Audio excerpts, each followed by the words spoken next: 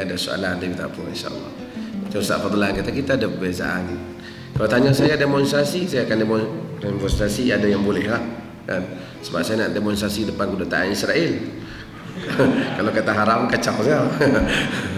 Tapi tak ada masalah apa, perbezaan pendapat, dan itu yang mesti kita tangani. Yang penting, semua ustaz-ustaz ini adalah ustaz-ustaz yang berjuang mempertahankan sunnah bersama-sama kita dalam negara ini, insyaAllah.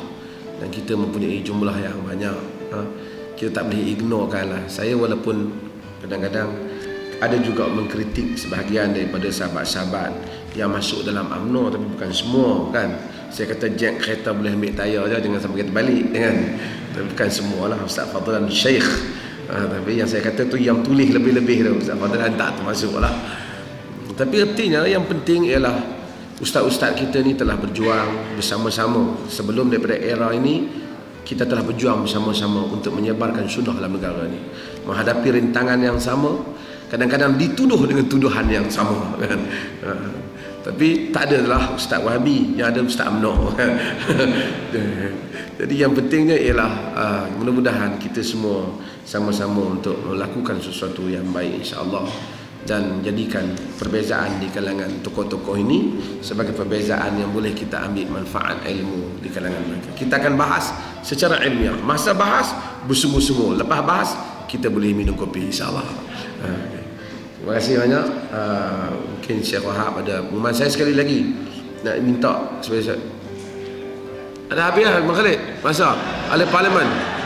Saya tadi pun nak tegur, tak sempat. Kawan kita pakai baju kuning. Saya nasihatkan siapa main kuliah jangan pakai baju kuning, kerana saya akan melancarkan minggu kuning dalam negara ni. Apa, insya-Allah minggu depan Bang Khalid. Kalau ada nak tanya Ustaz Fadlan, boleh jumpa terus. Demonstrasi depa dah tak jadi, depa pergi buat kat stadium. Ya. Buat di stadium halal ke? Tak betul. Tak apa, ini Sejak Khalid boleh tanya. Kita dah habis dah demonstrasi, boleh tengok dalam video kita bincang. Ini ada pandangan Ustaz Fadlan konsisten. Tak ada demonstrasi ini tidak pernah dibuat oleh Nabi sallallahu alaihi wasallam, dan itu bukan cara menyelesaikan kemungkaran. Jadi konsisten.